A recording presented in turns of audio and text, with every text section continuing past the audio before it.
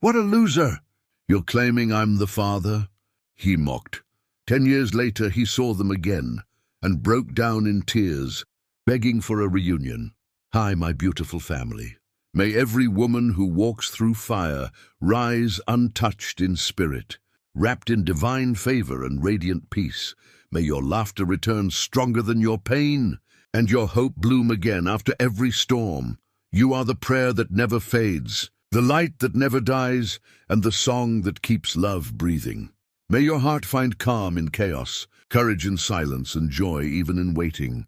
My precious family, tonight, let your love speak louder than sorrow. Your kindness keeps this family strong.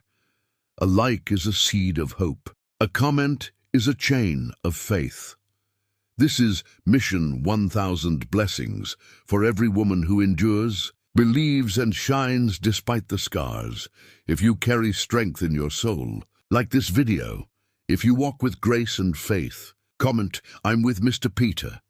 The fluorescent lights of the hospital corridor buzzed like wasps trapped in glass, casting shadows that seemed to mock Maria Antonia as she stood there, one hand pressed against the cold wall, the other cradling her stomach where two lives were growing. She had rehearsed this moment 1,000 times, practiced the words in her bathroom mirror until they sounded confident, strong, unbreakable. But nothing could have prepared her for the sound of his laughter. "Ha, ha, ha! What a loser! You're claiming I'm the father." Tony Gunter's voice echoed through the sterile hallway, sharp enough to cut through Maria's carefully constructed courage. His green eyes, the same eyes she had once thought held promises, now glittered with something cruel and distant. He stood there in his expensive coat, his polished shoes reflecting the harsh overhead lights, and he laughed like she had just told him the funniest joke he'd ever heard. Maria's throat tightened, but she kept her spine straight. She had come here directly from her nursing school clinical rotation, still wearing her scrubs, her hair pulled back in a simple ponytail. She looked exactly like what she was, a young woman trying to build something from nothing, working herself to exhaustion to create a future. Tony looked like what he was, a man who had never struggled for anything in his life, who had never had to fight for a single breath of air. "Tony, I'm telling you the truth. I wouldn't be here if it wasn't real. I'm pregnant with your babies, twins." Maria heard her own voice, steady despite the earthquake happening inside her chest. She had promised herself she wouldn't beg, wouldn't cry, wouldn't give him the satisfaction of seeing her break. But standing there under those merciless lights, with his laughter still ringing in her ears, she felt something inside her begin to crack. Oh, this is rich. Diane Gunter stepped forward from where she had been standing behind her son, her designer handbag clutched in her manicured hands like a weapon.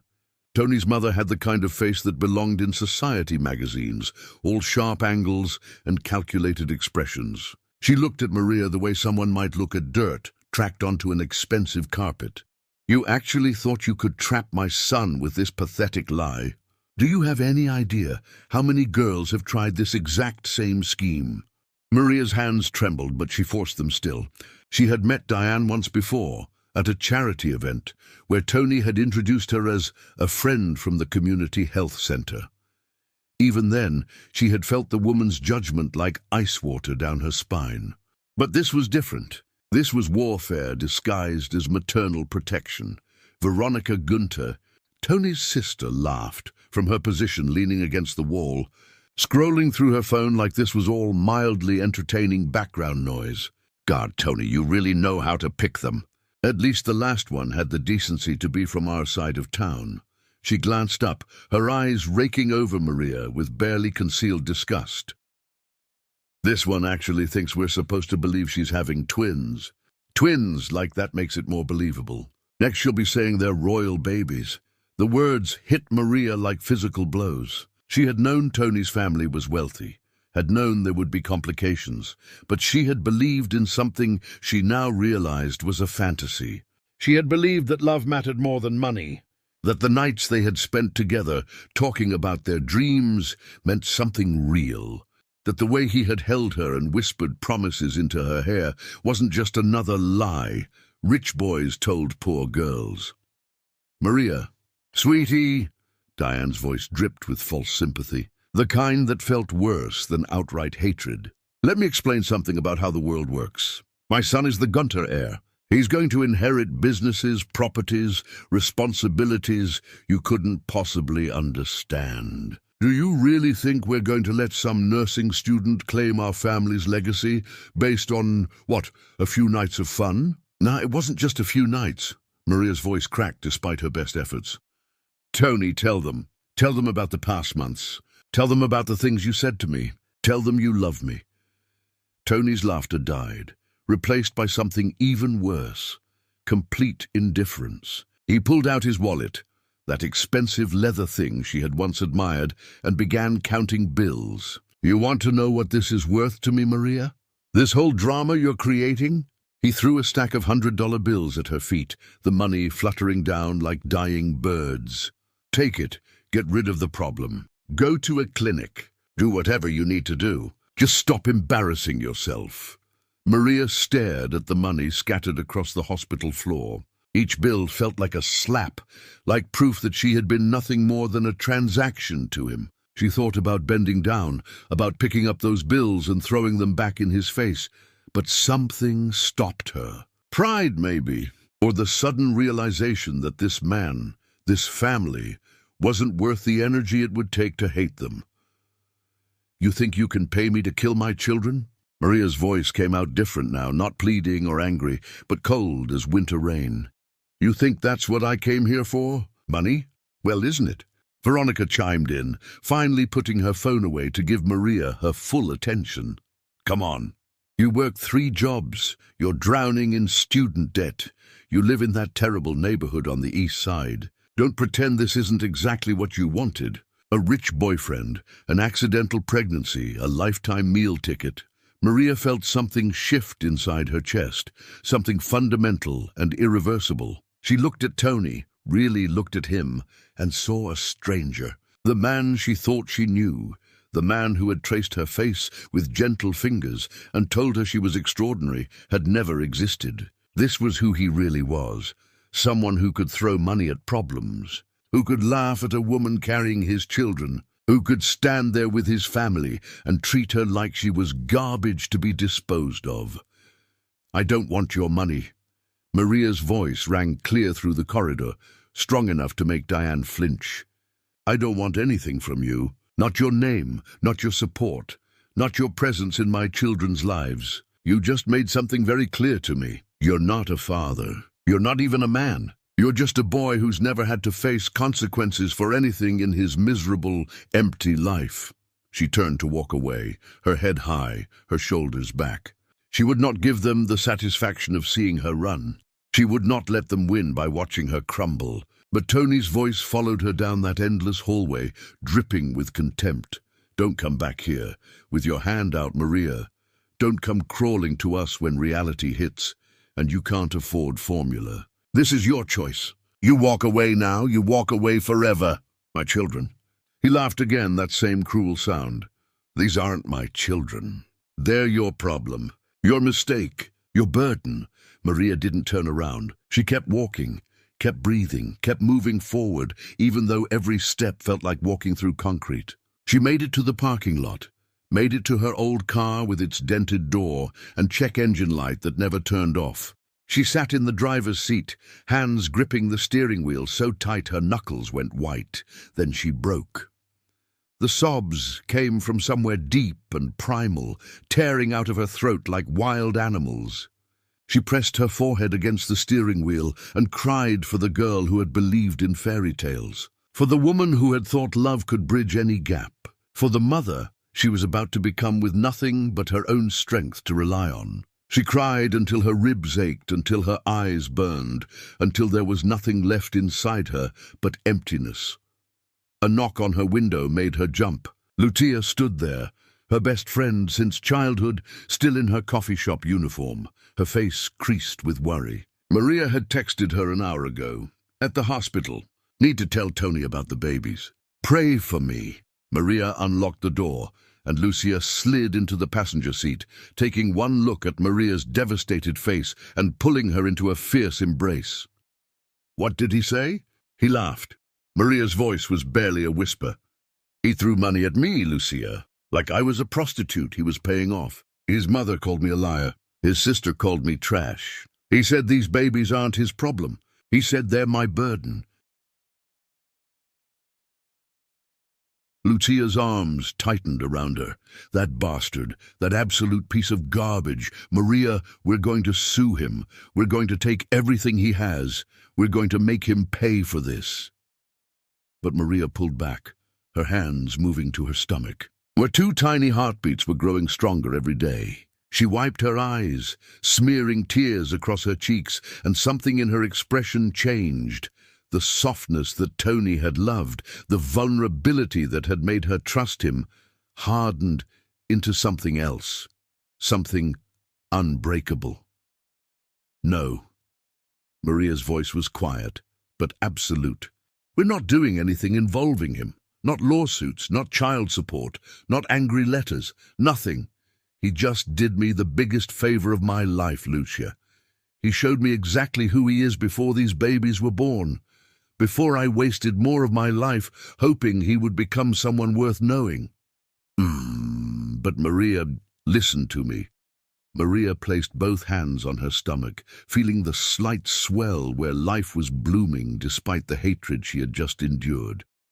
"I'm going to raise these children without him. I'm going to finish school. I'm going to become a doctor. I'm going to build a life so incredible, so full, so successful, that they will never, ever feel like they're missing anything. They won't grow up watching me cry over a man who abandoned us. They won't spend their childhood feeling like they're not enough because their father didn't want them. They're going to grow up knowing they are everything. They're going to grow up knowing their mother chose them over everything else in the world." Lucia stared at her, tears streaming down her own face. "You're really going to do this alone?" "I'm not alone. I have you. I have my mother. I have my strength. That's more than enough." Maria started her car, the engine coughing to life, and she looked at her best friend with eyes that had aged a lifetime in a single afternoon. "Those people in there, they think they won. They think they broke me. They're wrong." As she pulled out of the parking lot, Maria whispered to her unborn children, her voice fierce with promise and prophecy, "Your father just made the biggest mistake of his life, and one day, when you're grown and beautiful and unstoppable, he's going to realize exactly what he threw away." Chapter 2: The Transformation. Maria's apartment smelled like burnt coffee and stubborn determination. The walls were paper-thin, the heating unit clanged like it wanted to explode, and the bathroom faucet dripped with relentless persistence. But this cramped space with peeling paint was hers. Nobody could take that away, no matter how much money they threw at her feet. She sat surrounded by medical textbooks that cost more than groceries, her laptop balanced precariously, practice questions glowing on the screen. Her body ached in ways she hadn't imagined possible. The twins made their presence known through constant nausea, bone-deep exhaustion, and bizarre cravings that made no sense. But she pushed through, reading anatomy while her own was being rearranged by the lives inside her. Lucia had helped create a study schedule that looked more like warfare than academics. Finish nursing clinical hours, study for medical school entrance exams, work breakfast shifts at the diner, somehow sleep and eat. The schedule was insane, but sanity was a luxury she couldn't afford. Nausea hit without warning. Maria scrambled to the bathroom, barely making it, her body rejecting the crackers she'd managed earlier. This was the 4th time today. Her knees hit cold tile as she let herself cry while vomiting. Nobody was here to witness her weakness. "Baby girl, you're going to die like this." Her mother's voice came from the doorway, firm and steady. Rosalind had arrived that morning with battered suitcases and determination. She had sold her bakery, packed her entire life, and shown up ready to wage war against the world. "Mama, you didn't have to sell everything. You loved that bakery." Maria's voice was weak. "I loved you first. You think I'm letting my daughter do this alone?" Rosalind wet a washcloth, pressing it to Maria's neck with practiced maternal efficiency. That bakery was just a building. You and these grandbabies are my real legacy." They sat on the bathroom floor together, neither speaking. Rosalind had always known when words helped and when silence was better medicine. She had raised Maria alone after her father left them with nothing but debt and broken promises. She had worked 3 jobs, taught her daughter that strength wasn't inherited, but built through surviving things that should have broken you. "I'm scared, Mama." The admission was barely a whisper. "I'm scared I'm not strong enough. I'm scared I'll fail the exam. I'm scared these babies will be born and I won't know how to be what they need." Fear just proves you understand how important this is. The day you stop being scared is when you stop caring enough to do it right. Rosalind helped Maria up, guiding her to the couch, wrapping her in the old family quilt.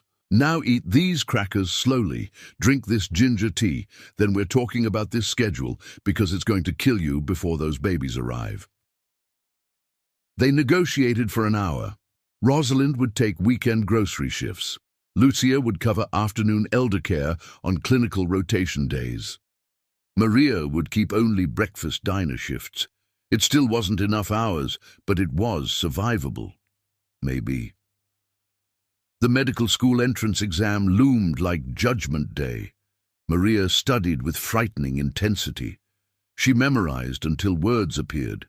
In dreams, until she could recite biological processes while brushing her teeth. Her nursing school classmates whispered about this pregnant girl who studied through lunch and stayed late asking questions nobody else considered.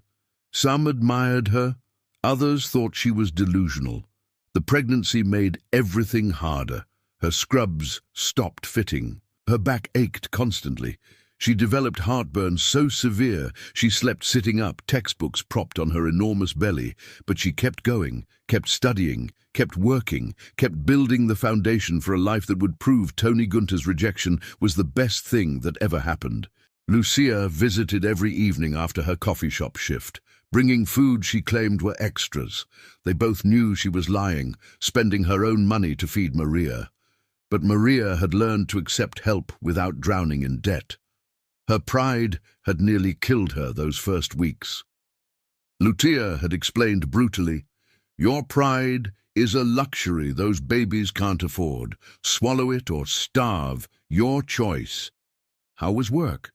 Lucia unpacked containers of soup and bread. Exhausting? Perfect. Maria managed a smile. "A nurse told me about a full scholarship program for medical school. Competitive? But if I score top percentile on the entrance exam, I might qualify. Full tuition, living stipend, everything." "Of course you'll qualify. You're going to destroy that exam." Lucia's confidence never wavered. "I keep thinking about what Tony said, that these babies are my burden, my mistake." Maria's hand moved to her belly. "What if he's right? What if I'm destroying my future because I was too stubborn?" "Stop!" Lucia's voice was sharp. "Those babies are not a problem. They're your children. Any man who can't see that doesn't deserve knowing them. Tony Gunter is a coward who'll spend his life wondering what he missed. You'll spend your life knowing you chose love over convenience." The words settled something in Maria's chest. She ate slowly, feeling the twins respond to nourishment with gentle movements that made her smile. These were her boys. 2 little lives depending on her completely. The responsibility was crushing but clarifying. Everything mattered now. Exam day arrived with contractions that sent panic shooting through her. Too early. The twins weren't due for another month. But the contractions faded. False labor, preparing for real birth. She made it to the testing center looking like she might deliver in the parking lot. Her belly enormous, drawing stares from candidates who wondered what she was doing there. The test was brutal, hours of questions requiring knowledge and critical thinking under pressure. Maria's back screamed. The twins kicked relentlessly. Her bladder demanded breaks every 40 minutes. But she pushed through with the focus of someone who knew failure wasn't an option. This wasn't just her future, it was Prince and Harry's future. When she finished, she sat in her car and cried. not from failure, but from accomplishment. Pregnant with twins, working multiple jobs, studying while exhausted, she had completed the hardest test of her life. Whatever happened next, she had proved she was capable of more than anyone thought possible, more than Tony thought possible. The acceptance letter arrived on a rainy afternoon. Maria stood in her doorway, water dripping from her coat, staring at the envelope holding her future. Her hands shook as she opened it. Congratulations, full scholarship, medical school starting in the fall, everything she had fought for. She called Lucia first, screaming with joy. Then her mother, both crying so hard they couldn't speak. Then she sat on her couch, hands on her belly, telling her sons about their future. We did it, babies. Mama did it. We're going to be okay. Better than okay. We're going to be extraordinary. Labor started a week later, fast and brutal. Pain that made everything else feel like practice. Lucia drove, while Rosalind sat in back holding Maria's hand, both radiating calm despite their terror. The hospital was chaos, nurses rushing Maria to delivery, doctors discussing complications in voices that weren't quiet enough. Prince was born first, screaming with lungs that promised he'd never be ignored. The doctor placed him on Maria's chest, and she fell in love, instantly, completely, in ways that rewrote her understanding of love. Then Harry followed, quieter but determined, his face already curious about this strange world. Two perfect boys, two miracles. The hospital administrator visited the next day, the same woman who had judged Maria before. She brought forms about birth certificates. Miss Antonia, we need information about the father. Maria looked at her sons, sleeping peacefully, perfect and entirely hers. There is no father. Leave that section blank. But surely the biological father should be notified. There is no father. Maria's voice turned to ice. These boys have a mother, a grandmother, and a family that will love them more than most children dream of. That's all you need for those certificates. The administrator left, disapproval obvious but irrelevant. Maria had no space for people who couldn't understand that family wasn't defined by genetics. Family was defined by who showed up, who stayed, who loved unconditionally even when it was hard. On the twins' first birthday, an envelope arrived. Expensive paper, lawyer's address, Gunter family crest embossed on back. Maria opened it to find a contract, offering substantial payment for signing away any future claims. They were trying to buy their way out of responsibility again. Maria carried that letter to the kitchen sink, turned on the stove lighter, and watched it burn. The smoke detector went off, making the twins laugh and clap from their high chairs. Maria laughed with them, the sound echoing through the apartment that was too small but filled with more love than money could buy. This was her answer. This would always be her answer. Chapter 3. The Rise. Sunlight poured through floor-to-ceiling windows of Maria's office, illuminating diplomas representing years of exhaustion and hard-won victories. Dr. Maria Antonia, pediatric surgery. The words still thrilled her, still felt like vindication. 7 years since Tony's laughter echoed in that corridor. 7 years since money scattered at her feet. 7 years since she promised herself and her unborn sons they would build something extraordinary from wreckage. Her assistant's voice came through the intercom. Dr. Antonia, the Reynolds family is here. They drove 3 hours specifically to see you. Maria gathered files and headed to the consultation room, her movements confident. Parents requested her specifically now, refused to let anyone else touch their children during surgery. She had earned that reputation through hundreds of successful procedures, through nights staying late with frightened families, through explaining complex situations in ways that gave hope without lies. The Reynolds family looked exhausted, worried parents holding each other. A sick child trying to be brave, fear sitting on all their shoulders like physical weight. Their daughter had a congenital heart defect that 3 surgeons deemed too risky. But Maria had reviewed the case extensively, consulted specialists, run simulations, until she knew every complication. This child didn't need another doctor telling her parents to prepare for the worst. Mr. and Mrs. Reynolds, I've studied your daughter's case carefully. The surgery is complex, but I performed similar procedures successfully. Your daughter has a real chance at normal, healthy life. I'm confident we can give her that. Maria's voice was calm but absolute. The mother started crying. Everyone else told us to consider hospice, to make her comfortable. You're the first person who's given us actual hope instead of sympathy. I don't deal in false hope. When I tell you something is possible, I mean it. Maria looked at the little girl. What's your name, sweetheart? Emma, I'm 7. I like horses and painting, and my baby brother, even though he's annoying. The girl's voice was small but determined. Excellent things to like. After we fix your heart, you'll have so much energy for horses and painting and annoying your brother that your parents might wish for the days when you needed rest. Maria smiled, watching the girl's expression shift from fear to cautious excitement. After the consultation, Maria walked through hospital corridors with satisfaction from doing work that actually mattered. Nurses greeted her with genuine warmth. Residents scrambled to learn from her. Administrators treated her with earned respect. This was her kingdom, the empire she had built from nothing, from rejection, from determination to prove being unwanted by one person didn't determine worth. Her phone buzzed with a text from Lucia. Don't forget the hospital gala tonight.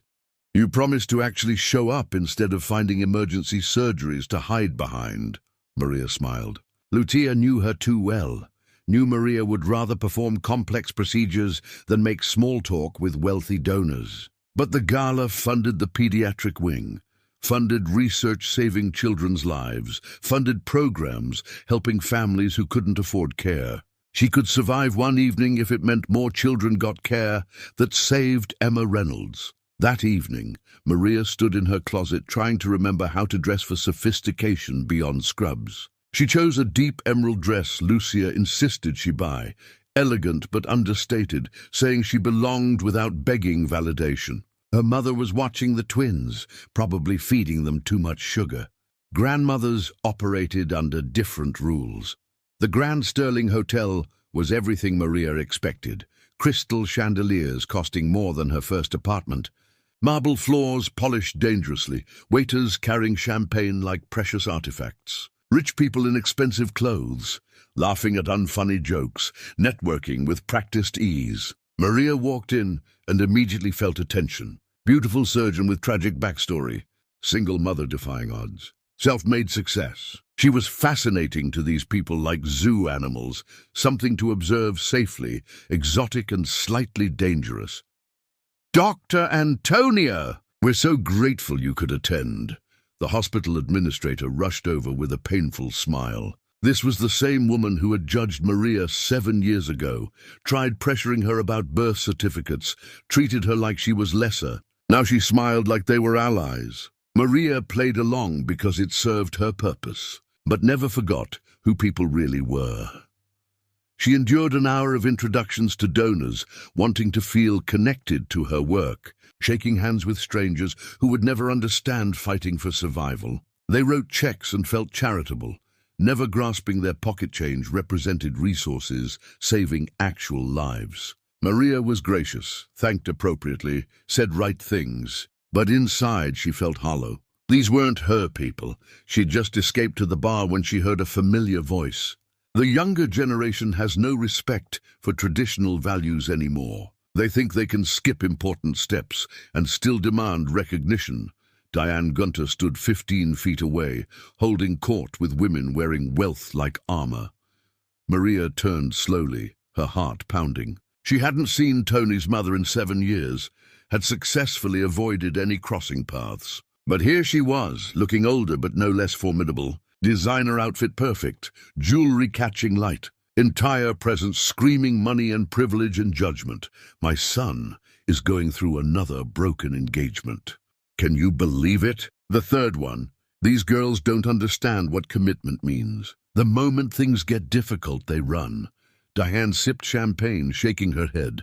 I keep telling Tony he needs someone with substance, someone understanding family values, not these flighty creatures he keeps choosing.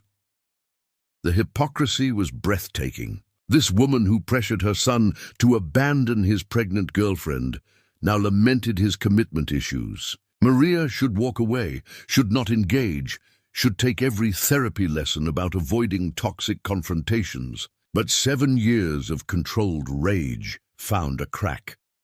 She walked directly into Diane's circle, causing conversation to stumble into silence. Several women recognized her, eyes widening. This would be tomorrow's gossip for weeks. Maria didn't care. Diane Gunter. What an unexpected surprise!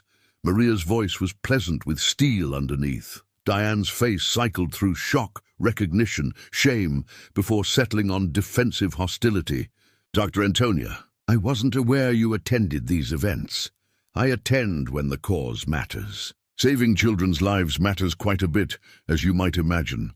Maria smiled with teeth and no warmth. I couldn't help overhearing about your son's relationship struggles. How fascinating that he has commitment trouble. I wonder where he learned that particular skill. The women went silent, sensing blood, but not understanding full context. This was the kind of confrontation whispered about for months. Diane drew herself up. My son's personal life is not your concern. You're absolutely right. Just like 7 years ago, my personal life wasn't yours either. But that didn't stop you from interfering, from telling your son to abandon responsibilities, from treating me like something shameful to be erased with money. Maria's voice never rose, never lost professional pleasantness. That made it more devastating. I hope Tony finds what he's looking for. Genuine hope, actually. Because I've learned holding on to anger is like drinking poison, expecting the other person to suffer. She turned to leave, but Diane's voice stopped her. Those children you claimed were my sons, do they even exist? Maria turned back slowly, feeling something dangerous coil. My sons exist. They're brilliant, kind, confident, and have everything they need. Everything that matters. They've grown up knowing they're loved unconditionally, that they matter beyond measure, that their worth isn't determined by who wanted or didn't want them. They've never asked about their father, which tells you everything about how complete their lives are without him. I would like to meet them. As their grandmother. You're not their grandmother. Maria's voice turned to ice. You're a woman who once told me to terminate my pregnancy like it was reasonable. You're someone who looked at me carrying your grandchildren and saw only a problem to eliminate. You don't get to change your mind now that it's convenient. My sons are not here for your redemption arc.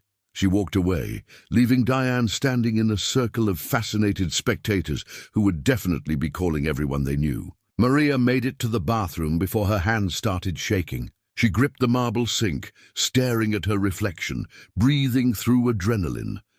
Lucia found her 10 minutes later. I heard what happened. The entire gala is talking about nothing else. You just became a legend.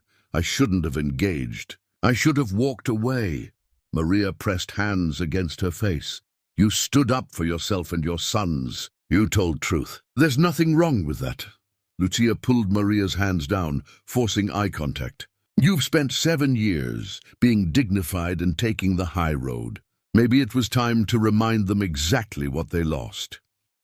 That night, Maria stood in her son's bedroom doorway watching them sleep. Prince sprawled across his bed, claiming territory. Harry curled up with his stuffed elephant. They were perfect. They were everything. And they were completely, entirely, beautifully hers. 7 years ago, Tony had called them a burden, thrown money at her feet, walked away laughing. Tonight, his mother stood in a ballroom surrounded by wealth and privilege, and Maria had walked away without a second glance. Because the truth was simple, Maria had won. Not because Tony came crawling back, not because his family realized their mistake, but because she had built something so strong and complete that their absence created no holes. She had crowned herself. Chapter 4. The collision emergency room chaos surrounded Maria like familiar symphony, controlled crisis of people fighting to save lives where every second mattered. She pushed through automatic doors wearing surgical scrubs from a procedure finished an hour earlier. The resident who called her was already moving toward her with a patient chart. Dr. Antonia, pediatric trauma case. Boy around 8, compound fracture of radius and ulna from playground fall. Parents specifically requesting you. Won't let anyone else examine him. He handed her the chart. Pain management. Maria's brain calculated angles and surgical approaches before seeing the patient. Stabilized, but terrified. Keeps saying he only wants the best doctor. Apparently his pediatrician told parents that's you. The resident looked slightly intimidated. The way most residents looked working with Maria. She had a reputation for being brilliant and demanding. The examination room was crowded with anxious family when Maria pushed through the curtain. The boy sat with his arm at an unnatural angle, tears streaking his face, but trying desperately to be brave. Maria immediately focused on him, making sure he saw her before medical equipment and worried adults. "Hi there, champion. I'm Dr. Antonia. That arm looks like it hurts pretty badly." Maria's voice shifted into gentle tone, reserved for frightened children. "Everyone says you're the best. Can you fix it?" The boy's voice trembled, but his eyes held hope. "I absolutely can fix it. We're taking pictures of those bones, then putting them exactly where they belong. You'll be climbing monkey bars again before you know it." Maria examined the injury gently, her clinical assessment happening while she kept him distracted. "What's your name?" "I'm Cameron. I fell trying to do a flip because my friend said I couldn't." Cameron tried smiling through tears. "Next time you want to prove someone wrong, maybe pick a challenge that doesn't involve defying gravity quite so dramatically." Maria smiled warmly, already giving orders about imaging and pre-op. "Your bones are going to heal perfectly. I promise. This is going to be okay." The boy visibly relaxed, responding to confidence in Maria's voice. Children sensed authenticity instantly, could tell when adults genuinely believed what they said versus managing fear. Maria never lied to patients. When she said something would be okay, she made absolutely certain it would be.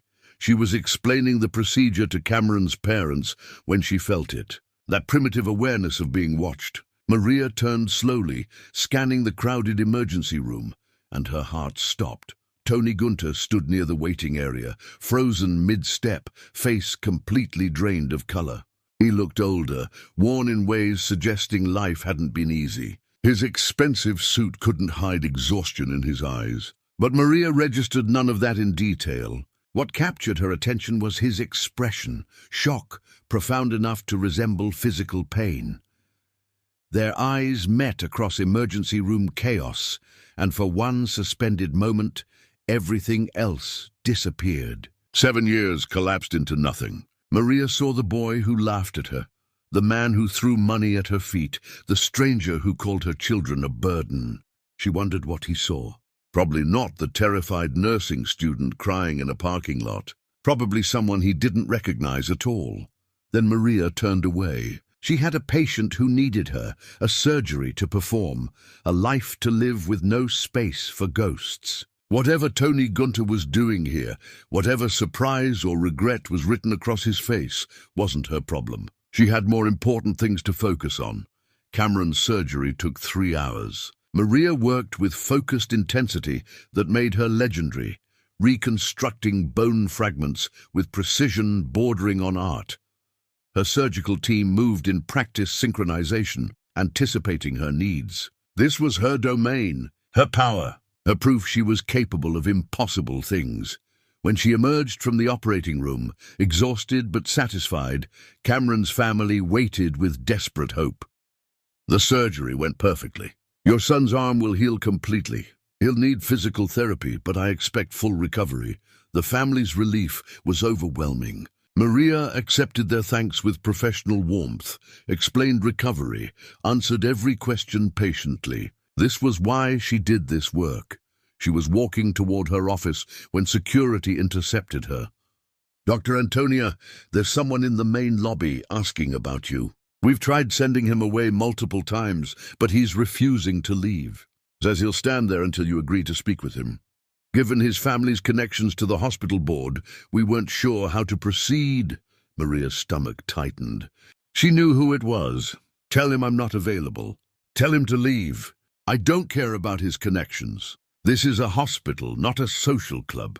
We've told him that. Multiple times. He's not budging. The security guard looked apologetic. We can have him arrested, but given the politics involved, do whatever you need to make him leave. I don't want to see him. His presence disrupts hospital function. Maria's voice was ice cold, but curiosity ate at her. What could Tony possibly want after 7 years? Why was he here in her territory disrupting her peace? Maria found herself walking to her office window, overlooking the main entrance plaza. Standing in shadows, where she could observe without being seen, Tony was pacing outside, phone pressed to his ear, body language radiating frustration and desperation. She watched him for several minutes, this man who had once been her world and was now less than a stranger. He looked lost. Her phone buzzed with a text from Lucia. Heard Tony Gunter was spotted at your hospital. Please tell me you're not doing anything stupid. Maria typed back, not doing anything. He's leaving. It's handled. But then something caught her attention. The sound of children's laughter echoing from down the hall. Maria's entire body tensed because she recognized those voices instantly. Prince and Harry were here, delivered by her mother for their usual after-school visit. A routine twice a week when Maria's schedule allowed. She turned to see them running down the corridor, her mother walking behind with backpacks and lunchboxes and chaos.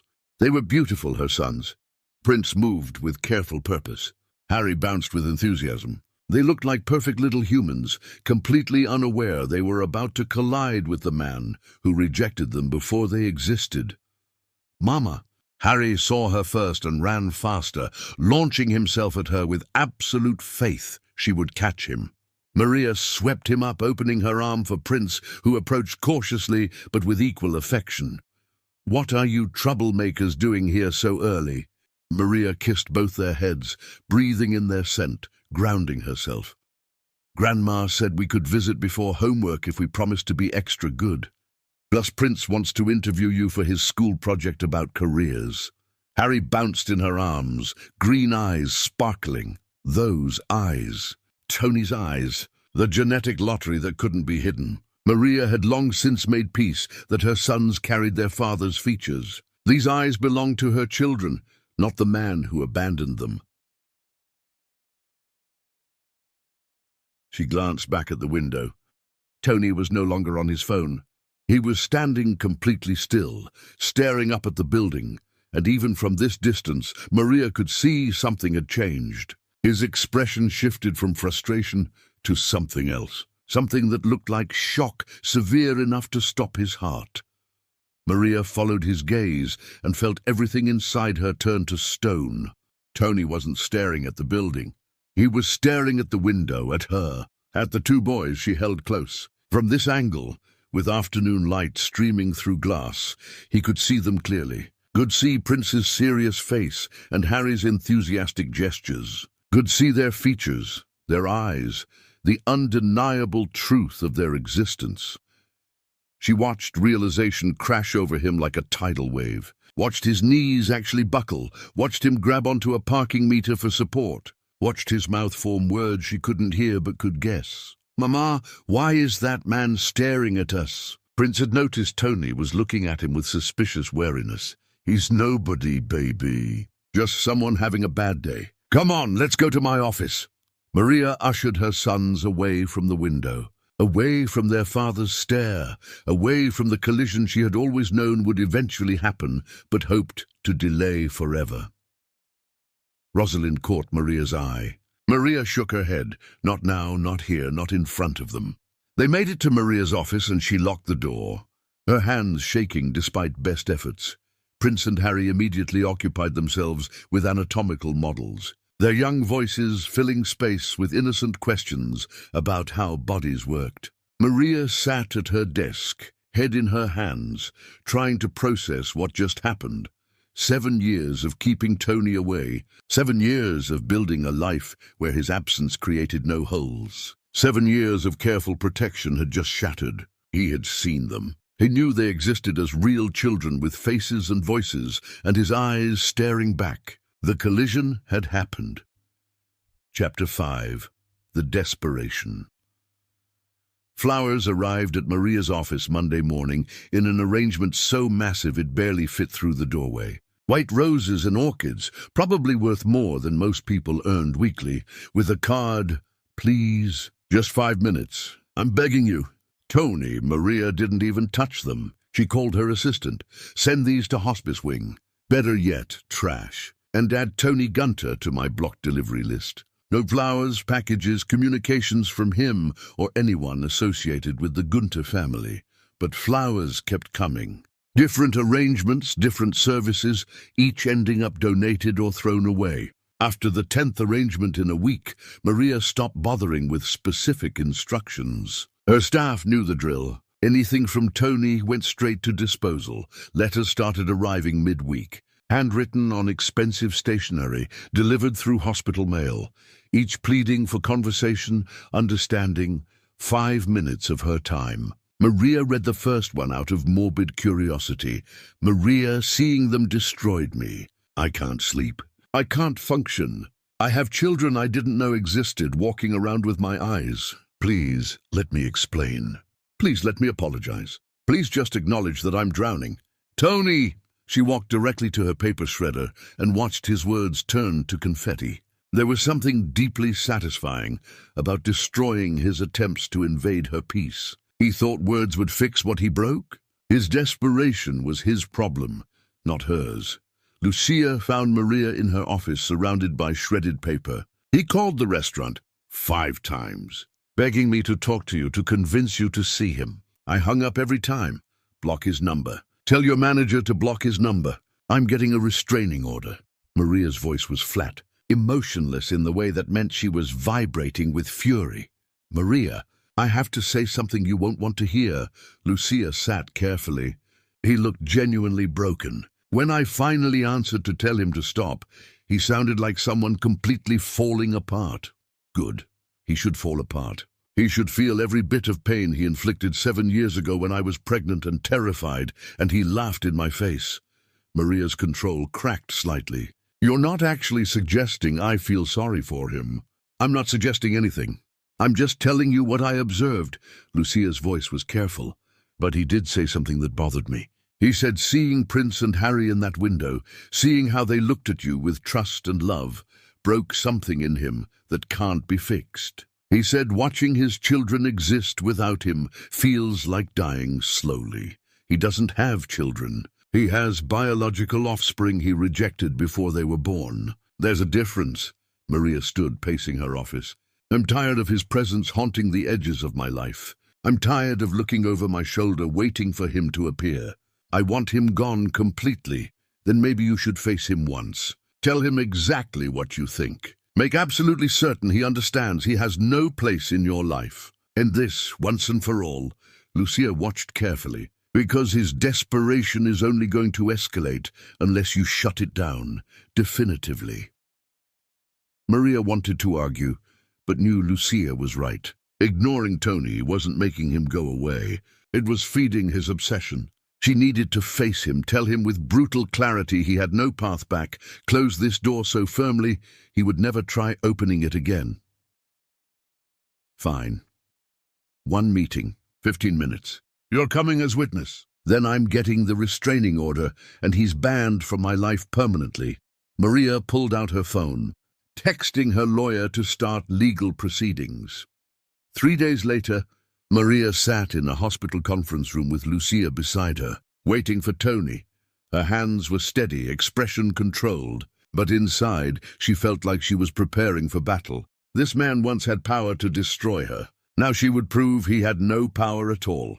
Tony entered, looking worse than she expected. His expensive suit couldn't hide exhaustion, weight loss making clothes hang wrong, general appearance of someone who hadn't slept properly in weeks. He saw Maria and something in his face crumbled. "Maria, thank you for seeing me. I know I don't deserve—" "You get 10 minutes. Not 15, 10. Then I leave and you never contact me again. Understood?" Maria's voice was cold as surgery steel. "Understood." Tony sat down, hands shaking. I don't know where to start. I've rehearsed this 1,000 times. Start with why you think you have any right to any of my time whatsoever. Maria crossed her arms. I don't. I have no right. No excuse, no justification for anything I did 7 years ago. Tony's voice was hoarse. But I saw them, Maria. I saw Prince and Harry. I saw my sons. And it destroyed me in ways I can't explain. They're not your sons. They're my sons. You rejected them before they existed. You don't get to claim them now, just because reality caught up. Maria's voice never rose, but every word landed like a hammer. You called them a burden. You threw money at me to make the problem go away. Why would you possibly think I'd let you anywhere near them now? I don't think that. I know you won't. I know I don't deserve to know them. But I need you to understand that seeing them, seeing what I threw away, has completely broken me. I can't sleep.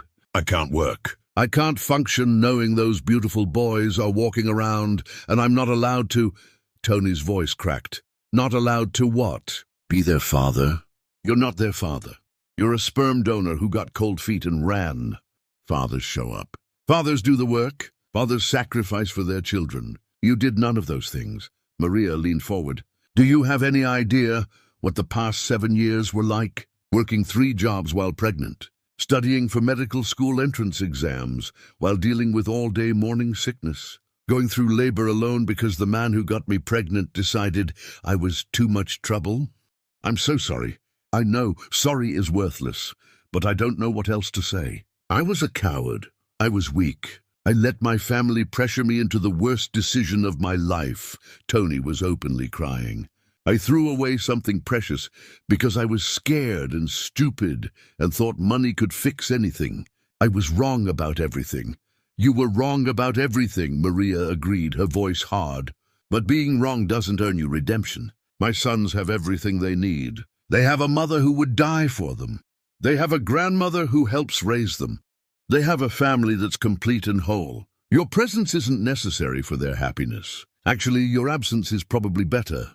They'll never feel the rejection you're capable of. I understand that. But I'm asking you to consider that maybe, someday, when they're older, they might have questions. They might want to know their father. And I'm asking you to tell them that I'm here, that I'm sorry, that I want to be part of their lives if they'll let me. Tony's voice was desperate. You want me to tell my 7-year-old sons that their father is suddenly interested? That the man who abandoned us wants to play dad now that it's convenient? Why would I do that to them? Maria's fury was building. They're happy. They're secure. They've never asked about you because they don't feel your absence. Why would I introduce instability into their perfect lives just to make you feel better about your guilty conscience? Because everyone deserves to know where they come from. Because hiding the truth from them will eventually cause more damage. Tony's voice strengthened slightly. I'm not saying you have to let me see them now, but someday they're going to have questions, and I'm asking you to tell them the truth instead of pretending I don't exist. The truth is, you're a stranger who shares their DNA. The truth is, you had the chance to be their father and chose money over them. The truth is, you're 7 years too late. Maria stood, done with this conversation. Your 10 minutes are up. Leave my hospital. Leave my life. Stop sending flowers and letters and messages through my friends. Get a restraining order if necessary. But understand this. You will never know Prince and Harry. You will never be part of their lives. That's the consequence of your choice 7 years ago. She walked toward the door, but Tony's voice stopped her. Wallace met you, my father. He said you accepted the trust fund he set up for the boys. Maria turned back slowly. I accepted it because it benefits my sons, not because it gives your family any rights. That money sits in accounts they'll access when they're adults. It changes nothing about their relationship with you, which is none. I know. But it proves that despite everything, you're willing to do what's best for them, even when it means accepting help from people you hate. That's what a good mother does. Tony wiped his eyes roughly. I'm not asking you to forgive me. I'm asking you to leave a door open, even just a crack, for the possibility that someday things might be different. There is no door. There's a wall, a fortress, and you're on the wrong side permanently. Maria's voice was final, absolute. Goodbye, Tony, don't contact me again. She walked out with Lucia close behind, neither woman looking back. They made it to Maria's office before either spoke. Lucia broke the silence. You handled that perfectly. You didn't give him anything. I feel like I just went through surgery without anesthesia. Maria sank into her chair, exhausted. He looked so broken, so genuinely destroyed. Part of me wants to feel satisfied, but mostly I feel nothing. That's good. Feeling nothing means he can't hurt you anymore. But that night, lying in bed, unable to sleep, Maria found herself thinking about Tony's tears, about genuine devastation in his voice, about whether his transformation was real or manipulation. She hated that she was even considering these questions. Her phone buzzed with a text from an unknown number. I'm not contacting you again. I promise. But I needed you to know. Prince has your determination in his eyes. Harry has your smile in his laugh. They're extraordinary because you made them that way. I'll live with the consequences of missing that. Thank you for raising them to be better than I ever could have been. Tony. Maria stared at the message. Then she blocked the number and deleted the text. But she couldn't delete the words from her memory. Couldn't stop thinking about Tony, watching her sons from across a playground. Close enough to observe, but too far away to be part of their lives. Chapter 6. The Awakening. Prince asked the question on a Sunday morning while Maria made pancakes, her movements automatic from years of weekend rituals. Harry was still asleep, sprawled across his bed in the boneless way only children managed. But Prince sat at the kitchen counter watching his mother with an intensity that made her nervous. "Mama, why don't I have a father?" The words came out simple and direct, no preamble, just a question that had apparently been building inside him. Maria's hands stilled over the mixing bowl. She had prepared for this moment since the twins were born, practiced responses with her therapist, promised herself she would never lie about anything important. But preparation didn't make reality easier. She set down the whisk carefully, walked around the counter and sat on the stool next to Prince so they were eye level. You do have a father. Everyone has a biological father. But your father and I knew each other before you and Harry were born, and when I told him I was pregnant, he wasn't ready to be a parent. He made a choice to not be part of our family. So I raised you both with Grandma and Auntie Lucia. That's the truth. Baby. Maria's voice was steady, gentle, giving information without overwhelming him. Prince absorbed this with characteristic thoughtfulness, his brain working through implications. Did he not want us because we did something wrong? Oh, sweetheart, no. This had absolutely nothing to do with you and Harry. You weren't even born yet. His choice was about his own fears, his own limitations. It was never ever about you not being enough or lovable. Maria cupped his face, needing him to see absolute truth. You and your brother are the most wanted children in the world. I chose you over everything. Every single day I choose you. But kids at school have moms and dads. The books always show families with both. Are we different because we only have you? His voice was small, uncertain in ways Prince rarely allowed.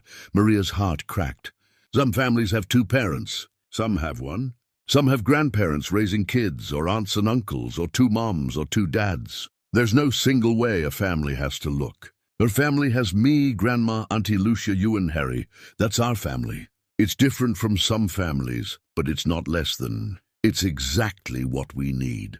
Kids talk about their dads teaching them sports or fixing things or camping. I never know what to say. I just pretend I'm not listening. Prince's voice got smaller. The image of her son feeling isolated by classmates' casual conversations made Maria's protective instinct surge. Has anyone been mean about this? Made you feel bad about our family? No, nobody's mean, but I feel like I'm keeping a secret sometimes. Like there's something different about us I can't explain. Prince leaned into his mother, letting her hold him in ways he usually said he was too big for. There's nothing wrong with us. Nothing. Our family is strong and full of love and completely whole. Any kid would be lucky to have what you and Harry have." Maria held him close, feeling his small body, wanting to absorb all his hurt. They sat like that for a long moment, neither wanting to break connection. When Prince finally pulled back, his expression had shifted into something Maria recognized: determination layered over hurt. "I don't think I want to meet him. Our father, if he didn't want us then, I don't need him now. Harry and I are fine without him." Prince's voice carried an edge of anger Maria had never heard from her gentle son. "That's your choice, baby. That's completely valid, and I support you. You don't owe him anything, including forgiveness or curiosity. If you never want to know him, that's okay." Maria meant every word, even as something in her chest tightened. Harry wandered into the kitchen then, hair sticking up in all directions, pajamas twisted around his body. "Are we having pancakes? I smell pancakes." He climbed onto a stool, oblivious to the heavy conversation. Chocolate chip pancakes coming right up. Maria returned to the stove, grateful for Harry's perfectly timed interruption that let Prince process privately. But Harry, with his inability to read emotional atmospheres, looked at his brother's serious expression. "Why does Prince look sad? Did something happen?" "I'm not sad. Just thinking about stuff." Prince's voice was carefully neutral, protecting his brother from conversations he wasn't ready for. That afternoon, while the boys were at the park with Rosalind, Maria sat with Lucia, recounting the conversation. Her best friend listened with focused attention. "He's handling it remarkably well for 7. But that anger he's carrying toward Tony worries me. That's going to grow if it's not addressed properly." Lucia sipped her coffee. "What am I supposed to do? Tell him he should give his father a chance? Tell him the man who abandoned us deserves forgiveness?" Maria's voice was defensive, sharp. "No, but you might help him understand that his anger is valid, while also making sure it doesn't consume him. Kids who grow up with too much unprocessed rage about absent parents sometimes end up damaged in ways nobody expects." Lucia paused. "I'm not saying you need to let Tony into their lives. I'm saying Prince needs tools to process feelings that aren't just fury.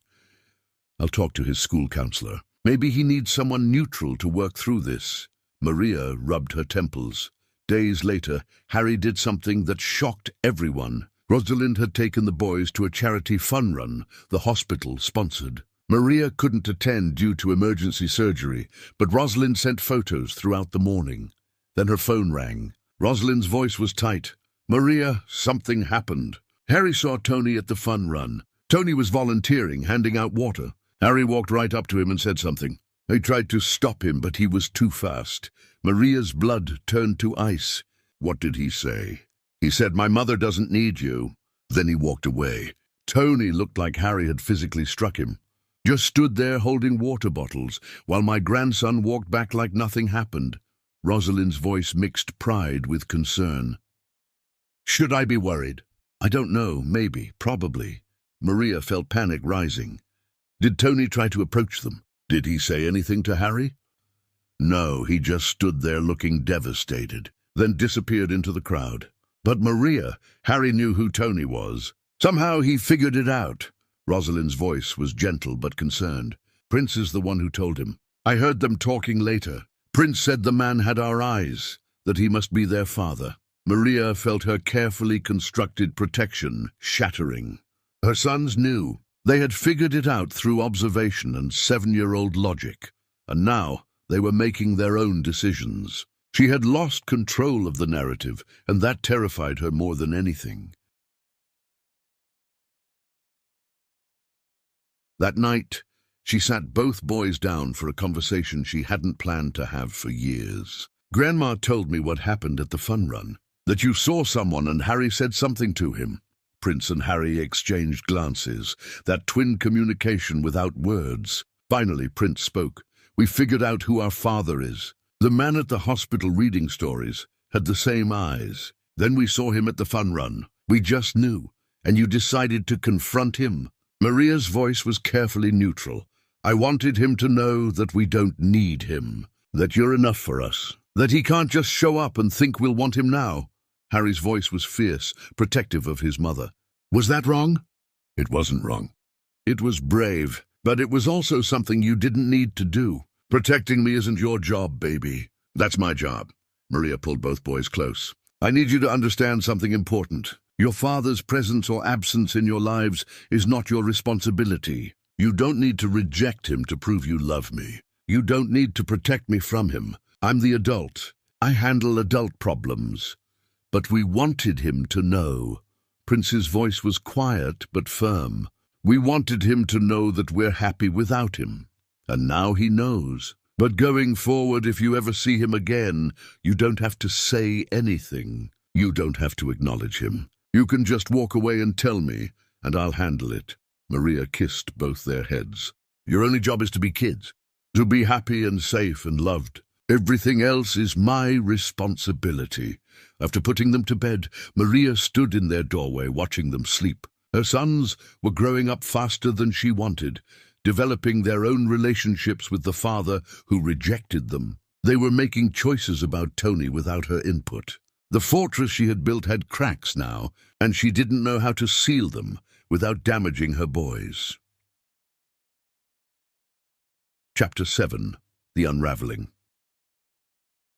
Diane Gunter's living room looked like a magazine spread, all carefully curated elegance and expensive meaninglessness. But today the perfection felt suffocating. She sat on her pristine white sofa, pressing a handkerchief to her eyes while her makeup ran in dark streaks. Across from her, Tony looked like he hadn't slept in weeks, his eyes hollow and red-rimmed. I can't sleep, Mother. I close my eyes and I see them. Prince's serious face, Harry's bright smile. My children, my sons, walking around thinking they don't have a father because I was too much of a coward to claim them. Tony's voice cracked with the kind of pain that came from ripping open old wounds. You weren't a coward. You were protecting your future. You were making a practical decision. Diane's words sounded hollow, even to her own ears. She had been repeating these justifications for 7 years. Now, faced with her son's complete breakdown, she couldn't pretend anymore. I was a coward. We both know it. You pushed me to walk away, and I let you. I threw money at a pregnant woman like she was a problem to solve. I called my own children a burden, and now I'm reaping exactly what I sowed. Tony looked up at his mother, his eyes accusatory. You told me Maria was trying to trap me. You told me those babies probably weren't even mine. You convinced me that walking away was self-preservation. And I believed you because it was easier than being a man. Diane flinched. I thought I was protecting you. I thought she was using you for our money. I thought I was being a good mother. You were being a racist who couldn't stand the thought of your grandchildren being biracial. You were being a classist who thought someone from Maria's background wasn't worthy of our family. Don't dress it up as maternal protection. Own what you did. Tony's voice was cold now, grief hardening into something sharp. The words hung between them like poison gas. Diane wanted to argue, wanted to defend herself, but the truth sat on her chest like a stone. Everything Tony accused her of was accurate. She had looked at Maria and seen only what was lacking: the right family connections, the right background, the right skin color. She had been so certain her son deserved better, never considering that better wasn't measured by pedigree or bank accounts. I was wrong. The words came out barely above a whisper. I was so wrong. About Maria, about those boys, about what matters. I convinced myself I was protecting our family legacy, but I was just protecting my own prejudices. And now we've lost something we can never get back. Veronica burst into the room, her phone in hand, her expression furious. I can't believe you're all sitting here feeling sorry for yourselves. That woman has been refusing contact, turning Tony into a stalker. She's vindictive and cruel, and you're acting like she's the victim. She's the victim, Veronica. Can't you see that? Diane's voice rose, shocking everyone. We treated her like garbage. We told her to kill her babies. We threw money at her like she was something shameful. And when she chose to raise those children anyway, when she built an extraordinary life despite everything we did to break her, you think she's the one being vindictive?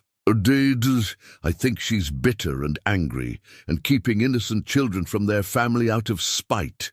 Those boys are gunters. They deserve to know their father, their grandmother, their heritage. She's denying them that because she can't get over what happened. Veronica's voice was shrill, defensive. Stop!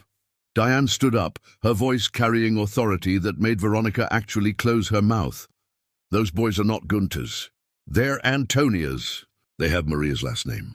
They've never been part of this family because we rejected them before they were born. You want to be angry at someone? Be angry at us, at me, at your brother, not at the woman who survived our cruelty and raised two beautiful children alone. Oh my God, they've completely brainwashed you. Veronica looked at her mother like she was a stranger. That woman has you so twisted up in guilt that you can't see straight.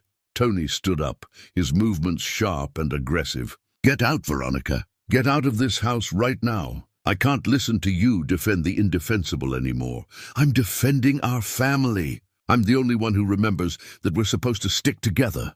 Veronica's voice broke. Maria isn't an outsider. Prince and Harry aren't outsiders. They're my children, their mother's grandchildren. And the only people tearing this family apart are us, with our inability to admit we were wrong.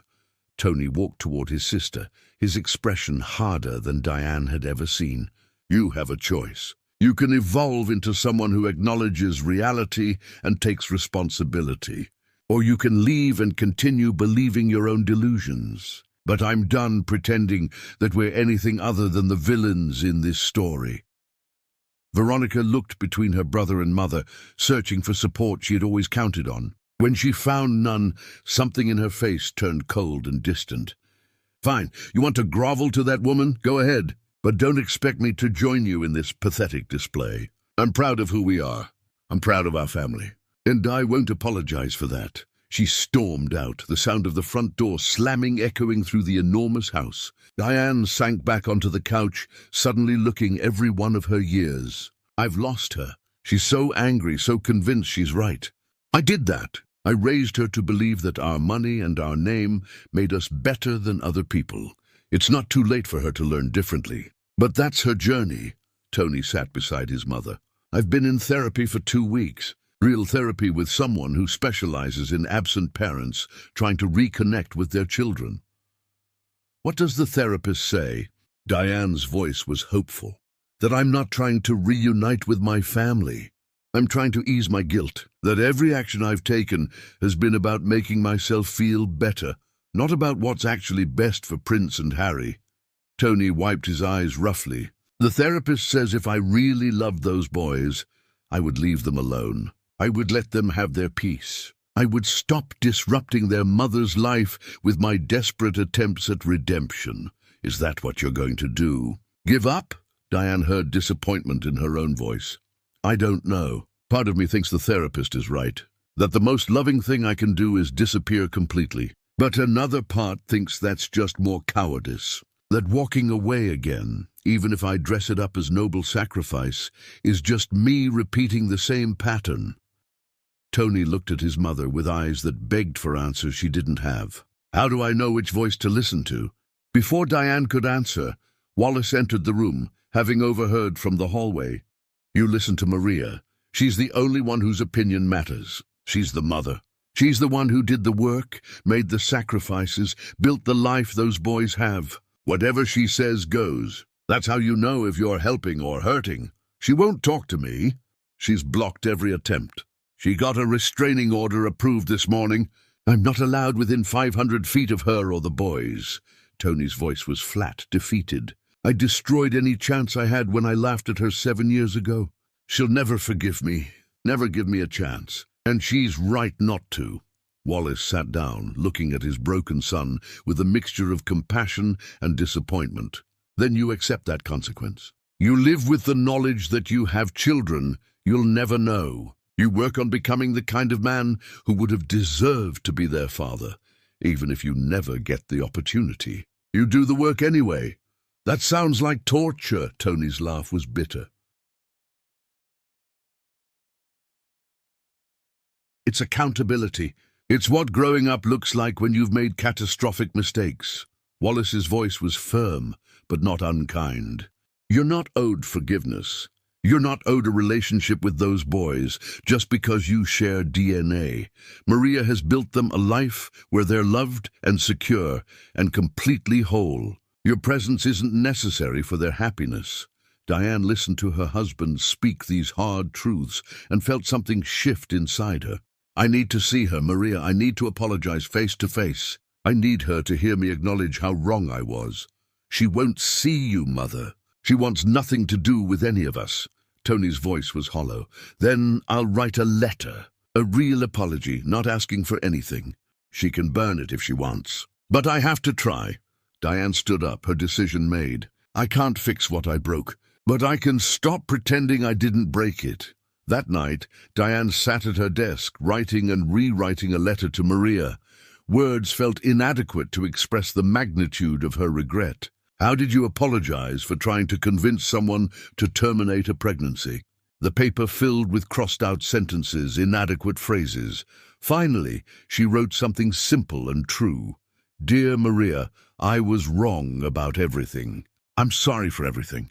You owe me nothing, including the courtesy of reading this letter. But I needed you to know that I see now what I couldn't see then. You are extraordinary. Your sons are extraordinary. And my family's loss is entirely our own fault. With deepest regret, Diane Gunter. She sealed the letter, addressed it, set it aside to be mailed. It wouldn't change anything, wouldn't undo damage or earn forgiveness, but it was a start toward becoming someone who could look at herself without shame. In his own room, Tony was writing pages of letters he would never send, trying to process the enormity of what he had lost. He wrote until his hand cramped and his eyes burned, and the sun started rising. None of it mattered. None of it changed reality. His sons didn't know he existed as anything more than a biological fact. Maria had erased him so completely that his absence left no hole. The Gunter family was learning what it meant to lose something infinitely valuable through their own actions. Chapter 8. The Shift.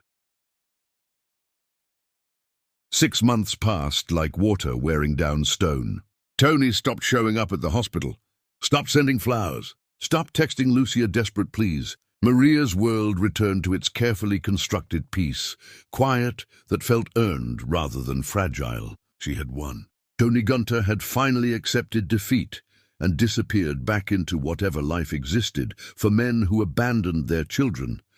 But Lucia noticed something during their weekly coffee dates. You seem different lately, less on edge, like you've been sleeping better. I have been sleeping better. Without Tony's constant harassment, I can breathe again. It's been months since I've heard his name.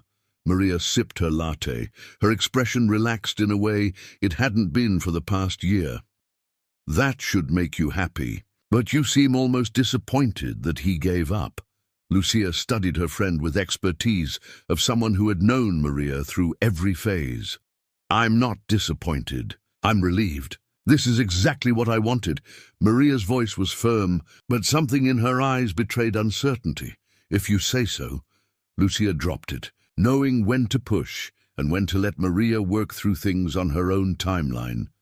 What Maria didn't know was that Tony's silence wasn't defeat. It was transformation. He had taken his therapist's words seriously, had accepted that his pursuit of Maria and the boys was about his guilt rather than their well-being. So he stopped pursuing. Instead, he started changing. He began volunteering at the children's hospital, the same one where Maria worked, but in early morning hours when her shifts hadn't started. He read to kids recovering from surgery, helped families navigate insurance paperwork, did unglamorous work that required showing up consistently without recognition. The hospital staff didn't connect him to Dr. Antonia's personal life. They just saw a wealthy man who appeared every Tuesday and Thursday morning, quiet and helpful. Tony joined a support group for absent fathers, men who had made terrible choices and were trying to understand themselves well enough to break destructive patterns. He listened to their stories, shared his own, sat with collective shame and regret without trying to perform redemption for an audience. These men weren't trying to win back their children. They were trying to become people worthy of being called fathers, whether they ever got the chance or not. He ended the engagement his mother had been pushing, the appropriate match that checked all boxes but made him feel nothing. He moved out of the family home into a modest apartment, cutting himself off from privilege that had insulated him from consequences his entire life. He started therapy 3 times weekly, diving into the damage that had made him capable of laughing at a pregnant woman.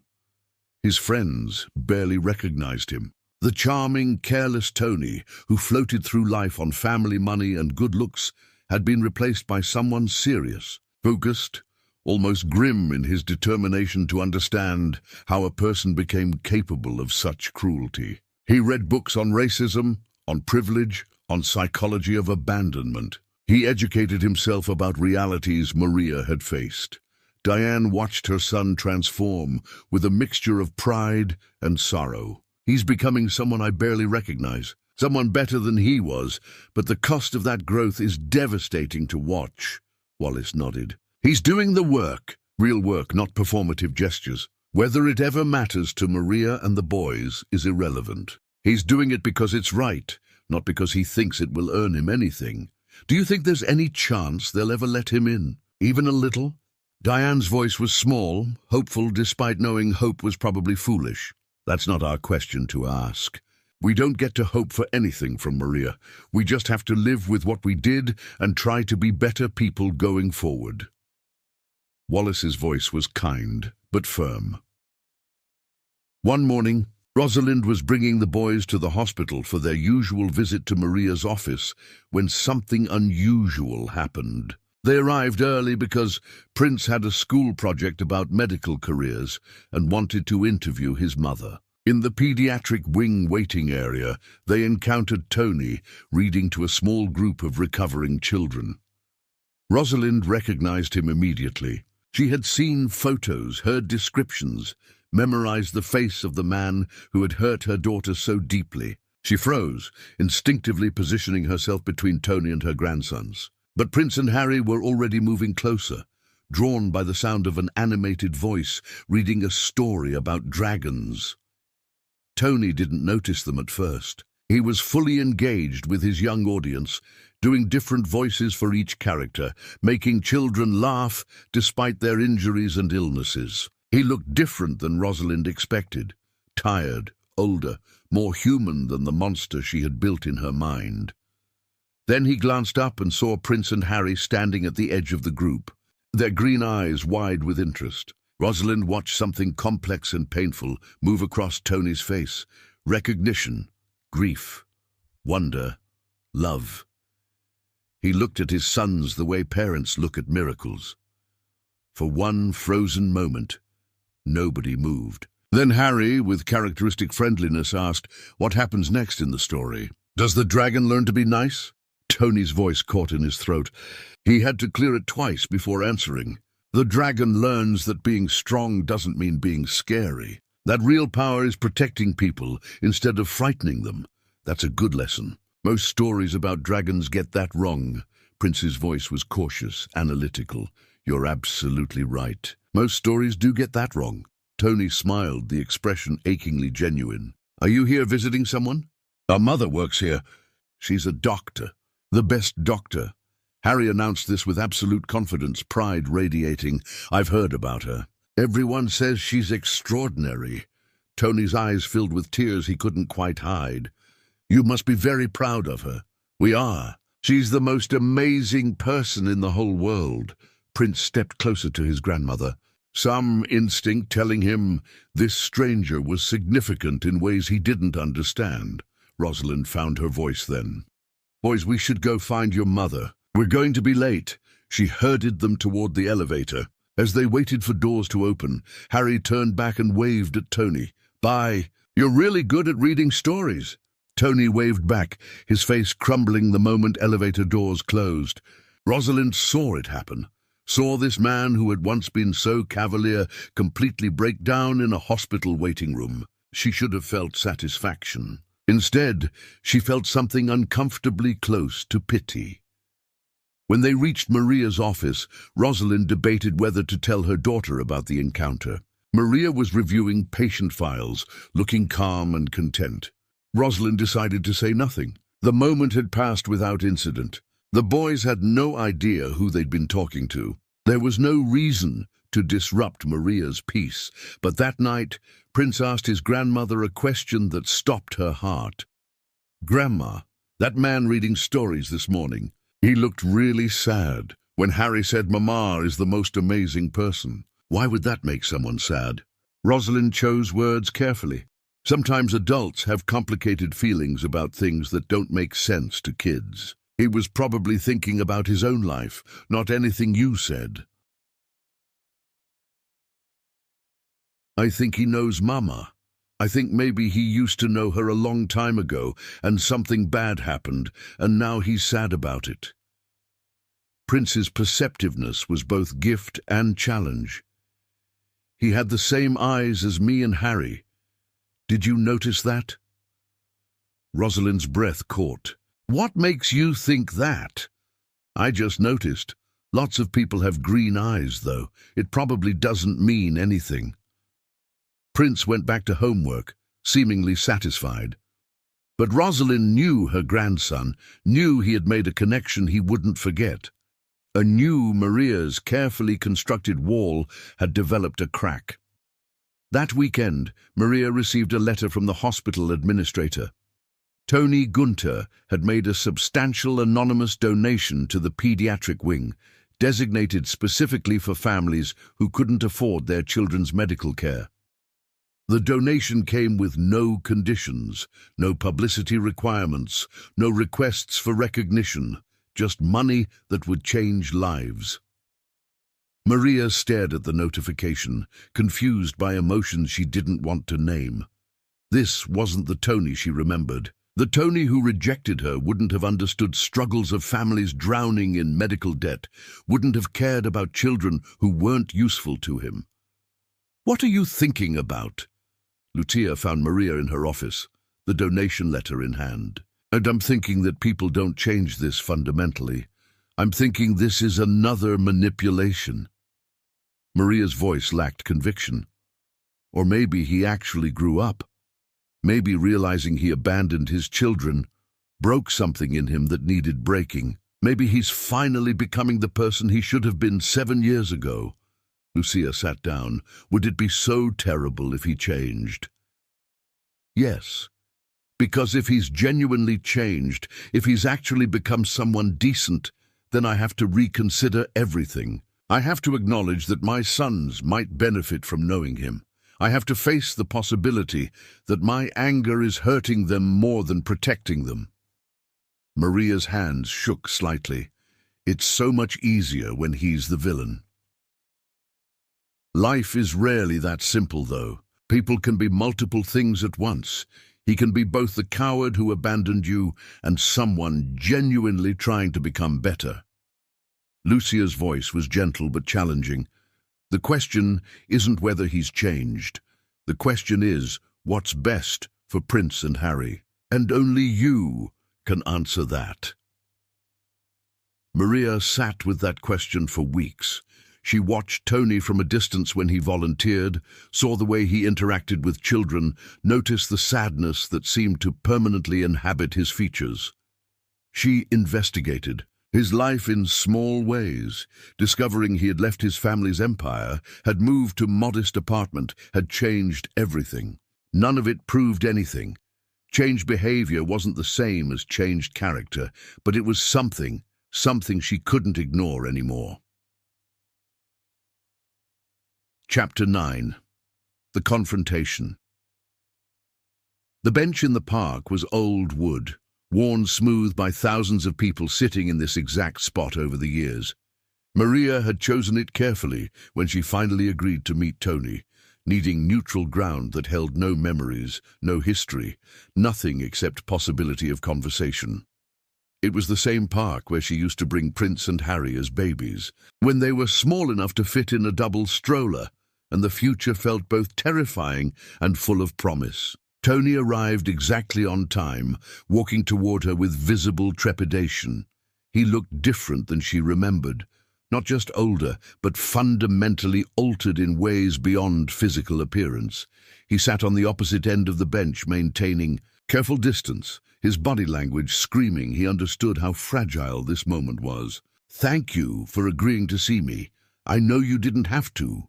His voice was quiet, respectful, none of the entitled confidence she remembered. "I'm not here to give you absolution. I'm not here to tell you everything's forgiven. I'm here because I need to say things I've been carrying too long, and you're going to sit here and listen to every word." Maria's voice was steady, controlled, sharp as surgical steel. "I understand. I'll listen to whatever you need to say." Tony nodded, his hands clasped between his knees. Maria had prepared for this conversation for weeks, had written speeches, and practiced delivery, had imagined every possible version of this confrontation. But now that it was happening, she found herself saying things she hadn't planned, truths erupting from places she didn't know still existed. "You laughed at me. When I told you I was pregnant with your children, you stood in that hospital corridor with your mother and your sister, and you laughed like I had told you a joke. Do you remember that? Do you remember the sound of your own laughter echoing while I stood there with my hand on my stomach, trying not to collapse?" Maria's voice started to shake, years of controlled fury cracking through professional calm. I remember everything, every word I said, every moment, every choice that destroyed something precious." Tony's voice was hoarse. "I've replayed that day 1,000 times, wished I could go back, wished I could be someone different. But I can't. All I can do is acknowledge that I failed you in every possible way. You failed yourself more than you failed me. I survived. I thrived. I built an extraordinary life from your rejection. But you lost 7 years of knowing your children. You lost watching them grow, seeing their first steps, hearing their first words, being there for their first days of school. You lost everything that makes life worth living, and you did it to yourself." Maria's voice was cold now, clinical. "I don't need your apology. I don't need your regret. I need you to understand that what you destroyed wasn't my life. It was yours. I know that now. I understand that the person I hurt most was myself." Tony wiped his eyes with shaking hands. "But watching you walk away that day, watching you choose our children over everything, was the bravest thing I've ever witnessed. And I was too stupid and cowardly to see it." "Brave?" Maria laughed bitterly. "I wasn't brave, I was terrified. I was alone. I was working 3 jobs while pregnant with twins. I was studying for medical school entrance exams while throwing up multiple times a day. I was going through labor, knowing the man who got me pregnant had called my babies a burden. There was nothing brave about any of that. It was survival. You turned survival into triumph. You became an extraordinary doctor. You raised 2 incredible boys who are confident and kind and completely secure. You built something from nothing, and you did it alone. That's not just survival, that's heroism." Tony's voice broke. "And I missed all of it because I was a coward. You missed all of it because you chose to miss it. Don't rewrite history to make yourself more sympathetic. You had choices at every step, and you chose wrong every single time." Maria stood up, pacing now, unable to sit still. "You chose your family's approval over your children. You chose money over responsibility. You chose comfort over doing the right thing. Those were your choices, Tony. Own them." "I do own them. Every single one. And I'm begging you to tell me if there's any path forward, any way I can be part of their lives, even in the smallest way." Tony stood too, his voice desperate. "I'm not asking for forgiveness. I'm asking for a chance." "A chance at what? Being their father? You're not their father. You're a biological connection. Fathers show up. Fathers do the work. Fathers make sacrifices. What have you sacrificed?" Maria's voice was rising now, professional control slipping. I've sacrificed 7 years trying to become someone worthy of them. I've been in therapy 3 times a week. I've volunteered at children's hospitals. I've educated myself about the privilege that made me so callous. I've ended relationships that didn't challenge me to be better. I've done everything I can think of to become someone different than who I was. Tony's voice was raw, honest. I know it's not enough. I know it will never be enough, but I'm asking you to acknowledge that I'm trying. Maria stopped pacing, turning to face him directly. You want me to acknowledge that you're trying? Fine, I acknowledge it. You're trying to become the person you should have been 7 years ago. Congratulations, you're finally growing up. But that doesn't earn you access to my sons. That doesn't erase what you did. That doesn't make you their father. I know. But they're going to grow up. They're going to have questions. They're going to want to know where they came from. And when that day comes, I'm asking you to tell them that I'm here. That I'm sorry. That I want to know them, if they'll let me. Tony's voice was quiet now, resigned. I'm not asking you to decide for them. I'm asking you to give them the choice when they're ready. Maria felt something shift inside her, something she didn't want to acknowledge. You want me to tell my sons about the man who rejected them? You want me to introduce pain into their perfect lives just so you feel less guilty? No. I want you to tell them the truth. That their father wasn't ready to be a parent. That he made terrible choices. That he spent years trying to understand how he became capable of such cruelty. That he's here, waiting, if they ever want to know him. But that their mother is extraordinary and gave them everything they needed. Tony's voice strengthened. I want them to have the choice I never gave you. The choice to decide for themselves what kind of relationship, if any, they want with me. They're 7 years old, Tony. They're not ready for these kinds of choices. Maria felt tears burning. Behind her eyes, the first tears she had shed over Tony in years. Then tell them when they're ready. When they're 10. When they're 15. When they're adults. I'm not asking for access now. I'm asking you to leave a door open, even if it stays closed for years. Even if it stays closed forever. Tony looked at her with such raw vulnerability that Maria felt something crack in her carefully maintained anger. I'm asking you to give them agency over their own lives. Something I failed to give you. The words hung between them, heavy with implications Maria wasn't ready to process. She thought about Prince and Harry, about their questions, about their right to know their own story. She thought about the man sitting across from her, broken but genuine in ways the old Tony never was. She thought about whether her anger was protecting her sons or protecting herself. I need time. I need to think about this without you pressuring me, without you haunting the edges of my life. Maria's voice was tired now, exhausted from carrying this conversation. I'm not promising anything. I'm not agreeing to anything, but I'll think about what you've said. That's all I'm asking. Time, consideration, nothing more. Tony stood, making no move to approach her. Thank you for meeting me. Thank you for listening. Thank you for raising our sons to be better than I was. They're not our sons. They're my sons. Maria's voice was sharp again, protective. You're right. They're your sons. You earned that. I lost that right 7 years ago. Tony started to walk away, then turned back. For what it's worth, seeing you today, seeing who you've become, I'm not surprised. You were always stronger than anyone gave you credit for. I just wish I'd been smart enough to see it when it mattered. He walked away then, and Maria let him go, sinking back onto the bench with her head in her hands. This conversation hadn't resolved anything, hadn't made anything easier, but it had changed something fundamental. Tony wasn't the cardboard villain anymore. He was a human who had made catastrophic mistakes and was genuinely trying to become better. That complexity made everything harder.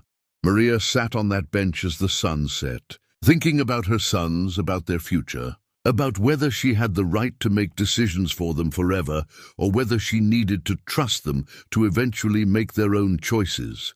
She didn't have answers. She only had questions that would keep her awake for months.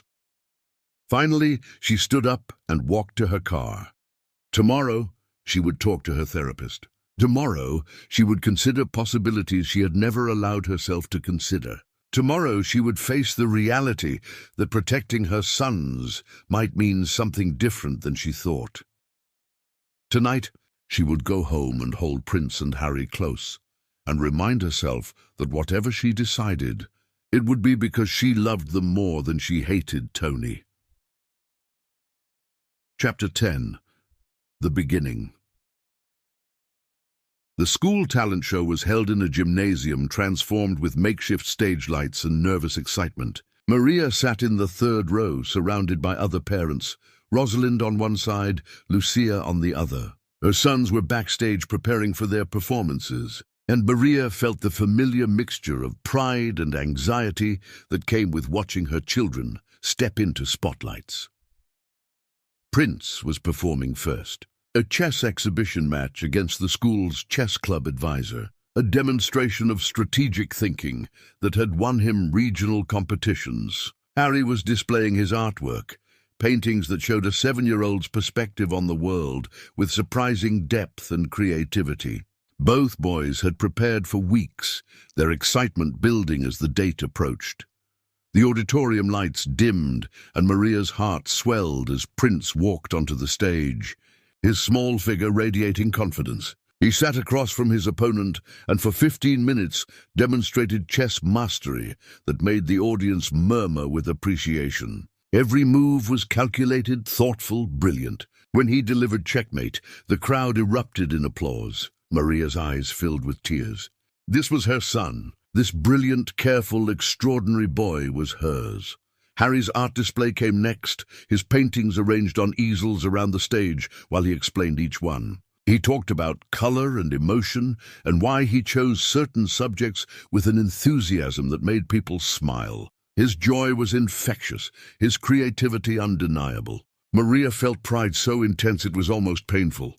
These were her boys. These perfect humans who had never known their worth was questioned, who had grown up secure and loved and completely whole. The performances ended and families flooded the gymnasium, congratulating children and teachers. Maria made her way backstage, where Prince and Harry were waiting, both their faces flushed with accomplishment. "You were both magnificent. I'm so proud of you I could burst." Maria hugged them both, breathing in their familiar scent, feeling their solid presence. "Did you see when I got the rook sacrifice? Coach didn't expect that."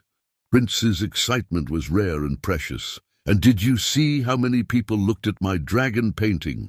Everyone loved it." Harry bounced with his characteristic energy.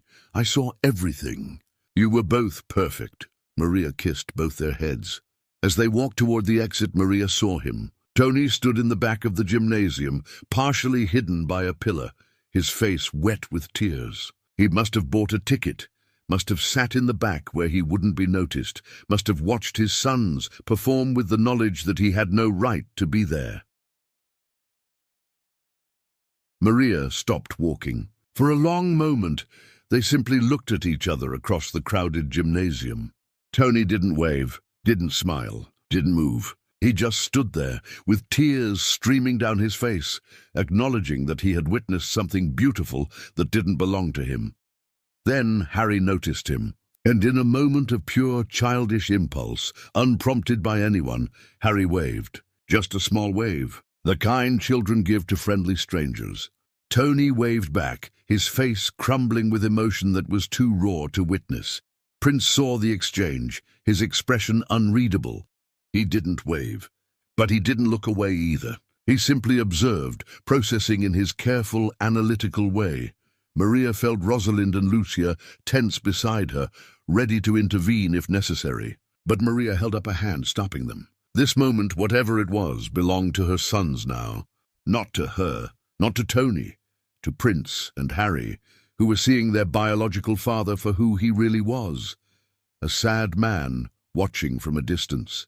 Broken by his own choices, they left the gymnasium, the boys chattering about performances and classmates' reactions. Tony didn't follow, didn't try to approach.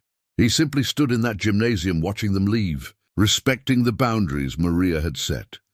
That night, after putting the boys to bed, Maria found a note that had been slipped into her coat pocket, probably when she wasn't looking. Tony's handwriting, they're extraordinary. Thank you for tonight. I won't intrude again, but I'll always be here if they ever want to find me. Good day. Maria held the note for a long time, then folded it carefully and put it in a locked box in her closet.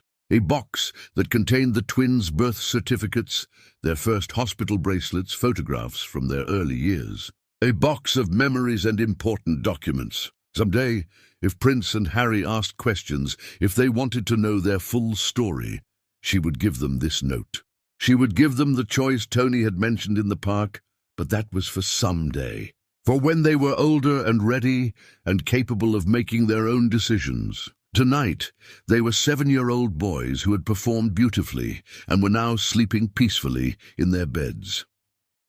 Maria walked to their bedroom doorway, her nightly ritual of watching them sleep. Prince sprawled across his bed, claiming territory. Harry curled up with his falling-apart elephant. They were perfect. They were everything, and they were hers. The camera panned to show a photo on their bedroom wall, the three of them on vacation last summer, laughing on a beach, radiating joy. Whatever happened with Tony in the future was a choice her sons would make when they were ready. But Maria's story wasn't about him anymore. It never really was. She hadn't needed his return to become a queen. She had crowned herself years ago in a hospital parking lot when she chose her unborn children over everything else. The mockery that had nearly destroyed her had instead forged her into something unbreakable, and Prince and Harry would grow up knowing that love wasn't about who stayed or who left. Love was about showing up every single day and choosing your people over comfort, over pride, over fear. Maria turned off the hallway light, leaving her sons sleeping peacefully. Tomorrow would bring new challenges, new questions, new moments requiring strength she would somehow find. But tonight, in this quiet house filled with more love than money could buy, Maria Antonia knew she had won. Not because Tony came back, not because his family regretted their choices, but because she had built a life so beautiful and complete that their absence created no holes. She had promised those unborn children 7 years ago that their father's rejection would be his loss, not theirs. She had kept that promise, and whatever the future held, that would never change.